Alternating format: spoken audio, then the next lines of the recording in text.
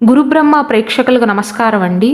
ఈ వీడియోలో 2025 నుండి 2026 వరకు వృశ్చిక రాశిలో ఒక నక్షత్రమైనటువంటి అనురాధ నక్షత్ర జాతకులకు, స్త్రీలకు, పురుషులకు, పిల్లలకు, పెద్దలకు అందరికీ ఏ వయస్సు వారికైనా ఈ ఫలితాలు అనేవి వర్తిస్తాయండి. మీకు ఈ సంవత్సరం ఎలా ఉండబోతుందో క్లియర్గా వివరిస్తాను. శ్రీ దుర్గాదేవి జ్యోతిష్యాలయం. మీరు ఇప్పుడు వరకు ఎక్కడెక్కడో జ్యోతిష్యం చెప్పించుకుని నిరాశ చెంది ఉన్నారా? అయితే ఒక్కసారి గురువు గారికి ఫోన్ కాల్ చేసి చూడండి. ప్రేమ, పెళ్లి, ఉద్యోగం, రాజకీయం, విదేశీ ప్రయాణం, ధనం నిలకడగా లేకపోవటం, భార్యాభర్తల మధ్య గొడవలు, ఆస్తి తగాదాలు, అప్పుల బాధలు, స్త్రీ పురుషుల ఎలాంటి గుప్త సమస్యలకైనా, ఎటువంటి సమస్యలకైనా ఒక్క రోజులోనే పరిష్కారం చూపుతారు. వీరు ఫోన్ నంబర్ 9542637206. ఇంట్రెస్ట్ ఉన్న వాళ్ళు ఎవరైనా ఏ టైంలోనైనా వీరు కాల్ చేయవచ్చు. ముందుగా అనురాధ నక్షత్ర జాతకులకు 2025 సంవత్సరం జనవరి, ఫిబ్రవరి, మార్చ్ ఈ 3 మాసాలలో, ఈ 3 నెలలలో మీ పైన శని ప్రభావం అనేది ఉంటుందండి. ఎందువలన అంటే శని ప్రస్తుతం మీ 4వ స్థానంలో ఉన్నాడు. అంటే మీకు అర్ధాష్టమ శని యొక్క ప్రభావం అనేది ప్రస్తుతం ఉంది. 2025 మార్చి 29వ తారీఖున శని 4వ స్థానాన్ని విడిచిపెట్టి 5వ స్థానంలోకి అంటే పంచమ స్థానంలోకి వెళ్ళనున్నాడు. అప్పటితో మీకు అర్ధాష్టమ శని యొక్క ప్రభావం అనేది పూర్తిగా పోతుందండి. మార్చి 29వ తారీఖుతో అనురాధ నక్షత్ర జాతకులకు అర్ధాష్టమ శని యొక్క ప్రభావం అనేది పోతుంది. అప్పటి నుండి కొన్ని కష్టాల నుండి కొంత విముక్తినైతే పొందగలుగుతారు. అయితే ఈ 3 నెలల సమయంలో అనురాధ నక్షత్ర జాతకులు ఖర్చుల విషయంలో జాగ్రత్తలు పాటించాలి.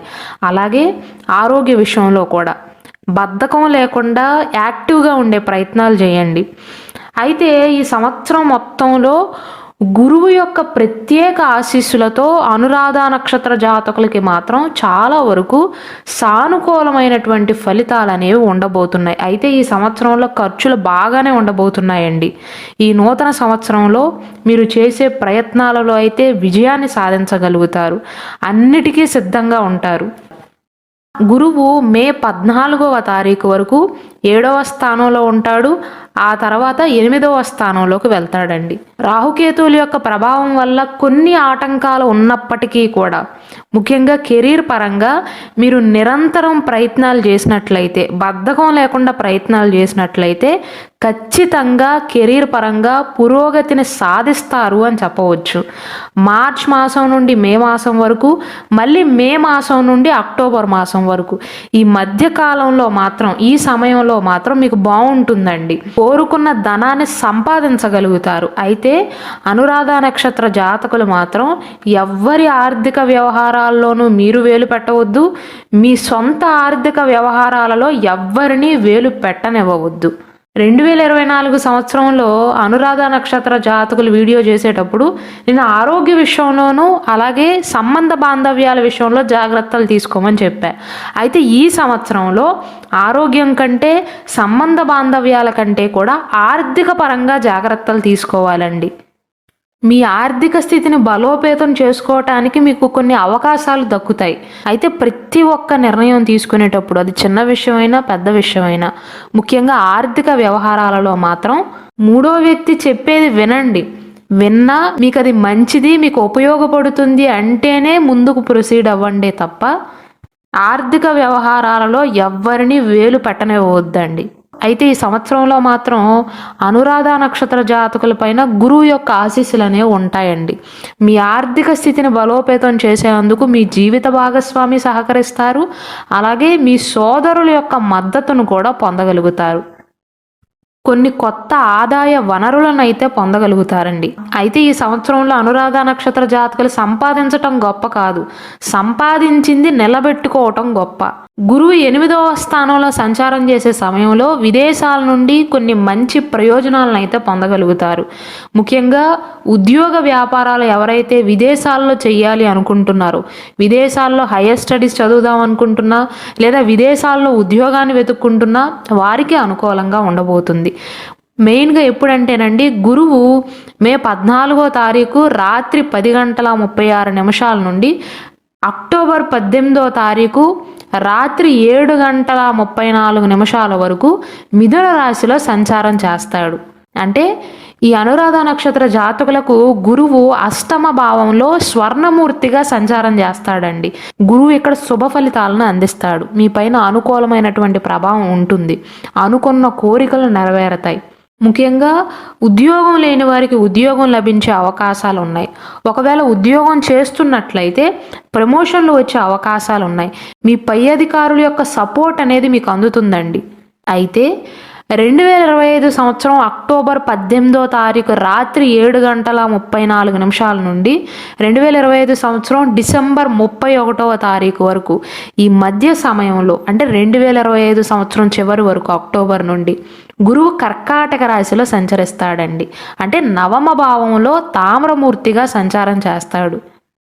కాబట్టి ఈ సమయంలో జాగ్రత్తలు తీసుకోక తప్పదండి. మీరు ఏ చిన్న ప్రయత్నాన్ని మొదలుపెట్టినా, ఏ చిన్న పనిని మొదలుపెట్టినా, చిన్న ప్రయత్నం చేసినా అడ్డంకులు వచ్చే అవకాశాలు ఉంటాయి. కాబట్టి అనురాధ నక్షత్ర జాతకులు ముఖ్యమైన పనులన్నీ కూడా అక్టోబర్ 18వ తారీఖు ముందే పూర్తయిపోయేలాగా చూసుకోండి. అక్టోబర్ 18వ తారీఖు నుండి ఈ సంవత్సరం చివరి వరకు మీరు ఏది చేసినా ఖచ్చితంగా జాగ్రత్తలు తీసుకోవాల్సిందే. అలానే శని భగవానుడు 2025 సంవత్సరం మార్చి 29వ తారీఖు రాత్రి 9:44 నుండి సంవత్సరం చివరి వరకు కూడా మీనరాశిలోనే సంచరిస్తాడండి. అంటే మీకు పంచమ స్థానం అవుతుంది, 5వ స్థానం అవుతుంది. రజితమూర్తిగా సంచారం చేస్తాడు. కాబట్టి మొదటి 3 నెలల సమయంలోనే శని యొక్క చెడు ప్రభావం అనేది మీ పైన ఉంటుంది. మార్చి 29వ తారీఖు తర్వాత నుండి శని మీకు కాస్త అనుకూలిస్తాడు. కాబట్టి ఉద్యోగం లేని వారికి ఉద్యోగం వచ్చే అవకాశాలు, సంపాదన లేని వారికి సంపాదించే అవకాశాలు, ప్రమోషన్ కోసం ప్రయత్నాలు చేస్తున్న వారికి ప్రమోషన్లు వచ్చే అవకాశాలు ఉంటాయి. మీరు ఏది చేయాలి అనుకుంటున్నా చేయగలుగుతారండి. గత 2.5 సంవత్సరాల నుండి శని భగవానుడు 4వ స్థానంలో ఉండటం వల్ల కొన్ని ప్రయత్నాలలో ఆటంకాలను చూశారు. సెల్ఫ్ కాన్ఫిడెన్స్ అనేది తక్కువగా ఉంటుంది. కానీ మార్చి 29వ తారీఖు తర్వాత నుండి 4వ స్థానాన్ని విడిచిపెట్టేశాడు, 5వ స్థానంలోకి వస్తాడు. కాబట్టి అంతా మంచే జరుగుతుంది అని ముందుకు ప్రొసీడ్ అవ్వండి. భయపడవలసిన అవసరం లేదు. రాహు యొక్క స్థానాన్ని చూసుకున్నట్లయితే 2025 సంవత్సరం జనవరి నుండి మే 18వ తారీఖు రాత్రి 7:41 వరకు రాహువు మీనరాశిలోనే సంచారం చేస్తాడు. కాబట్టి రాహు మీకు పెద్దగా అనుకూలించట్లేదు. అందుకే ప్రతి ఒక్క విషయంలోనూ పని మొదలు పెట్టేటప్పుడు 3వ వ్యక్తి సలహా తీసుకోండి. ఎవరి మాట వినవద్దని నేను చెప్పట్లేదు. వేరే మనుషులు ఏదైనా చెప్తే వినండే, కానీ మీకు అది ఉపయోగమా కాదా అని ఒక్కసారి ఆలోచన చేయండి.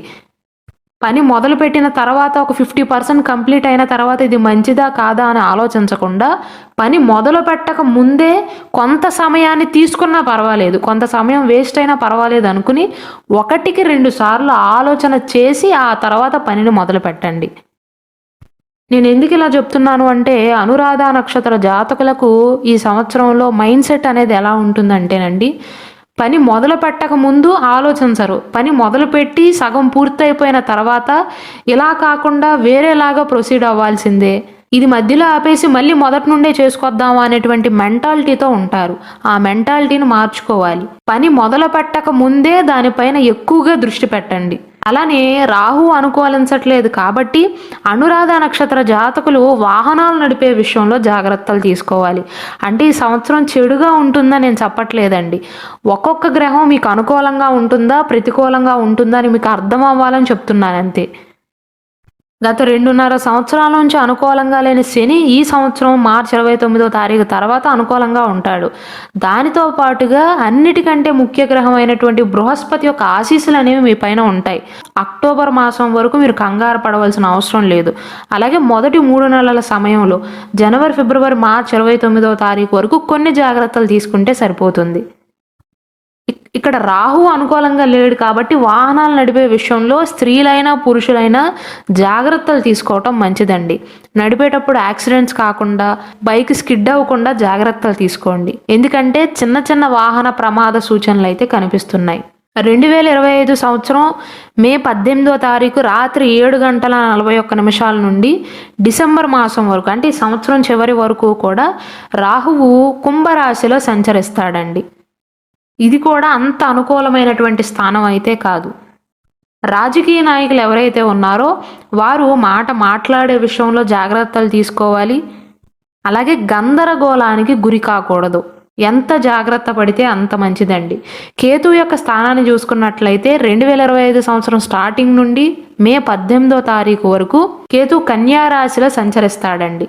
అందువల్ల ఈ అనురాధ నక్షత్ర జాతకులు ఈ సంవత్సరంలో మీరు ఏ శుభ కార్యక్రమాలను మొదలుపెట్టినా, గృహప్రవేశం కావచ్చు, పెళ్లి కావచ్చు, ఎంగేజ్మెంట్ కావచ్చు, ఎటువంటి శుభ కార్యక్రమాలను మొదలుపెట్టినా ఖర్చు విషయంలో మాత్రం ఖచ్చితంగా జాగ్రత్తలు తీసుకోవాలి. అనురాధ నక్షత్ర జాతకులు మాత్రం ఎవరి ముందో బడాయికి పోయి మీ జేబులో ఉన్న డబ్బులు మీరే ఖర్చు పెడితే రేపు నష్టపోయేది కూడా మీరే అవుతారండి. జేబులో నుండి రూపాయి తీసి ఖర్చు పెట్టే ముందు ఇది అవసరమా లేదా అని ఒక్కసారి ఆలోచన చెయ్యండి. అంటే సిచ్యువేషన్ ఎలా ఉంటుందంటే, ఈరోజు ప్రెస్టేజ్ కోసం ఖర్చు పెట్టేస్తారు, రేపొద్దున తీసుకున్న అప్పుని పూడ్చే విషయంలో ఇబ్బందులు పడతారు. అనురాధ నక్షత్ర జాతకులు డబ్బు విషయంలో గతంలో ఎంత జాగ్రత్తగా ఉండేవారైనప్పటికీ కూడా ఈ సంవత్సరం కొంచెం దుబారాగా మారే అవకాశాలు ఉంటాయండి. కాబట్టి దానిని మైండ్లో పెట్టుకుని జాగ్రత్తగా ఖర్చు చేయండి. ఒకవేళ మీ చేతిలో ఎక్కువగా డబ్బులు ఉన్నట్లయితే, లిక్విడ్ క్యాష్ రూపంలో ఉన్నట్లయితే ముందే స్థిరాస్తిని కొనుగోలు చేయటం కానీ, వాహనాలను కొనుగోలు చేయటం కానీ, ఏదైనా అవసరమైన వాటిపైన ముందే పెట్టుబడి పెట్టడం మంచిదండి. ముఖ్యంగా ఈ సంవత్సరంలో అనురాధ నక్షత్ర జాతకులు ఆనందించవలసిన విషయం ఏంటంటే, గురువు అనుకూలంగా ఉన్నాడండి. తెలివితో సంపాదిస్తారు. ఇంతకుముందు చెప్పినట్లుగా ఈ నక్షత్ర జాతకులు ఈ సంవత్సరంలో సంపాదించటం గొప్ప కాదండి. గురువు అనుకూలంగా ఉంటే సంపాదన బాగానే ఉంటుంది. కానీ ఎంతసేపు జేబులో ఉన్న డబ్బుల్ని ఎలా ఖర్చు పెడదామా అన్న ఆలోచనను మైండ్లో నుంచి తీసేయండి. ఈ సంవత్సరంలో ఉద్యోగస్తులకు అనుకూలంగానే ఉంటుందండి. మీరు కోరుకున్న చోటకి ట్రాన్స్ఫర్లు అవుతాయి. మీరు బాగా కష్టపడితే ప్రమోషన్లు వస్తాయి. ముఖ్యంగా పై అధికారుల యొక్క ప్రశంసలను పొందుతారు. అలాగే విద్యార్థులకి కూడా ఈ సంవత్సరం బాగానే కలిసి వస్తుంది.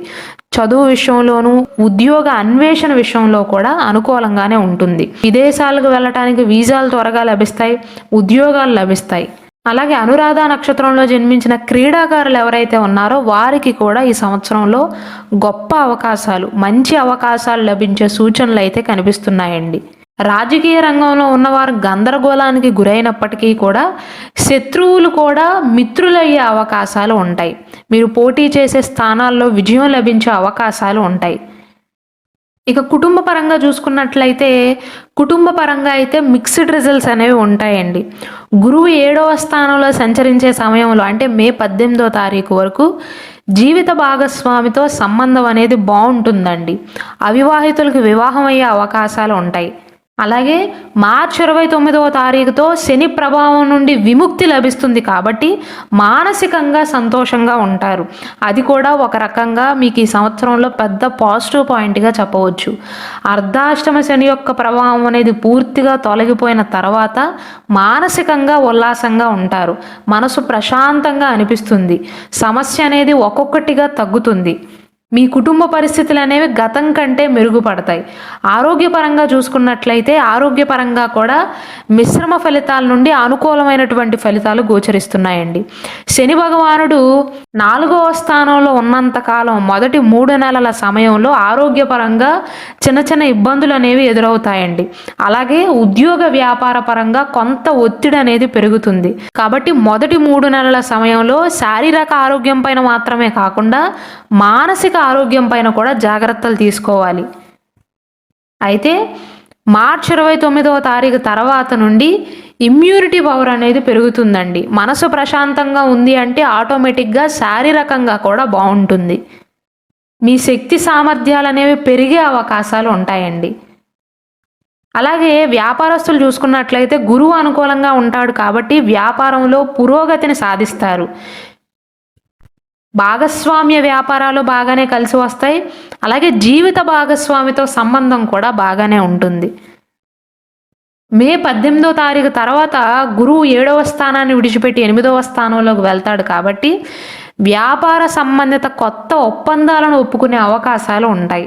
మే మాసం తర్వాత రాహు యొక్క ప్రభావం అనేది మీ పైన ఉంటుంది కాబట్టి ఉద్యోగం చేసేవారైనా, వ్యాపారం చేసేవారైనా, గృహిణీలైనా ఎవరైనా సరే ఎవరైనా ఏదైనా మాట చెప్పినప్పుడు గందరగోళానికి గురి కాకుండా చెప్పేది వినండి. అంటే రాహు ఎలాంటి గ్రహం అంటే ఇల్యూజన్ని క్రియేట్ చేస్తాడండి, గందరగోళ వాతావరణాన్ని క్రియేట్ చేస్తాడు. అవతల వారు ఒకటి చెప్పినా మనకు వేరేలాగా వినపడటం, కానీ కొన్నిసార్లు పక్కన వారు మంచిగా మాట్లాడినా మనం వేరేలాగా అర్థం చేసుకుంటాం. అలా ఈ సంవత్సరంలో కొన్ని సంఘటనలు చోటు చేసుకునే అవకాశాలు ఉంటాయి. కాబట్టి ఒకవేళ ఎదుటి మనిషి చెప్పింది మీకు సరిగ్గా అర్థం కానట్లయితే 1-2 సార్లు అడగండి. అలాగే మీరు మాట్లాడేటప్పుడు కూడా స్పష్టతను మెయింటైన్ చేయండి, స్పష్టంగా మాట్లాడండి, మీ మనసులో ఉన్న భావాలను పూర్తిగా వ్యక్తపరచండి. మొత్తం మీద చూసుకున్నట్లయితే అనురాధ నక్షత్ర జాతకులకు గురువు యొక్క ప్రభావం వల్ల ఈ సంవత్సరం బాగానే ఉంటుందండి.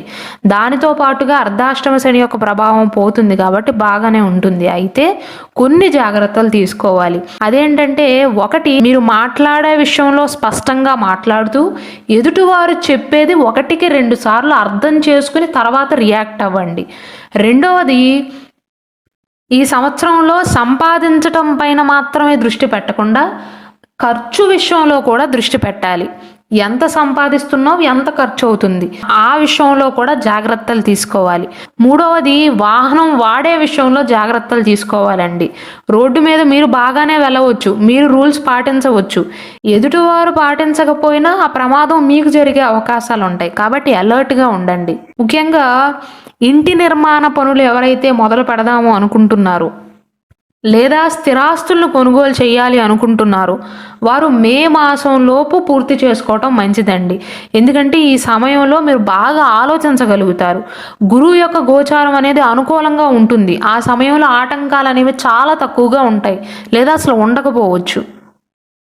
మార్చ్ మాసం నుండి మే మాసం మధ్య కాలంలో, మే 18వ తారీఖు మధ్య కాలంలో ఎటువంటివి కొనుగోలు చేయడానికైనా సరే మీకు అనుకూలమైనటువంటి ఫలితాలు ఉంటాయి, అనుకూలంగా ఉండబోతుంది. మే మాసం తర్వాత కూడా బాగానే ఉంటుంది. మే మాసం తర్వాత మీకు అననుకూలంగా ఉంటుంది అని నేను చెప్పట్లేదండి. స్థిరాస్తి కొనుగోలుకు మీకు అవకాశాలు ఎక్కువగా ఉన్నప్పటికీ కూడా అంత లాభసాటిగా ఉండకపోవచ్చు. అంటే భవిష్యత్తులో నష్టాలను ఇచ్చేవి కొనుగోలు చేసే అవకాశాలు ఉంటాయి. మార్చి 29వ తారీఖు నుండి మే 18వ తారీఖు మధ్య కాలంలో మీరు ఎటువంటి ఇన్వెస్ట్మెంట్ చేసినా సరే మీకు లాభసాటిగా ఉంటుంది. ఎందుకంటే మే మాసం తర్వాత రాహు పెద్దగా అనుకూలించట్లేదు. అక్కడ ఒత్తిడి లేకపోయినా మానసికంగా ఒత్తిడిగా ఫీల్ అవుతారు, కోపం ఎక్కువ అవుతుంది, గందరగోళానికి గురవుతారు. కాబట్టి అనురాధ నక్షత్ర జాతకులకి కనుక ఈ సంవత్సరంలో ఏ విషయంలోనైనా ఆటంకాలు ఎదురవుతున్నట్లయితే రాహుకేతువులకు సంబంధించిన పరిహారాలను పాటించడం మంచిదండి. అలాగే 2025 సంవత్సరం మార్చి 29వ తారీఖు వరకు శనికి సంబంధించిన కొన్ని పరిహారాలను పాటించడం మంచిది. అలాగే మన గురుబ్రహ్మ ఛానల్లో అనురాధ నక్షత్ర జాతకుల యొక్క స్వభావం ఎలా ఉంటుంది, అనురాధ నక్షత్రంలో జన్మించిన స్త్రీలు వారి భర్తతో ఎలా ప్రవర్తిస్తారు, ఈ నక్షత్ర జాతకులు ఏ నక్షత్రంలో జన్మించిన వారిని వివాహం చేసుకోవాలి, ఏ నక్షత్రం వారితో ఎన్ని పాయింట్లు వస్తాయో చాలా క్లియర్గా వివరిస్తూ నేను స్పెషల్ వీడియోస్ చేయడం జరిగిందండి. కాబట్టి దయచేసి వాటిని కూడా వీక్షించండి.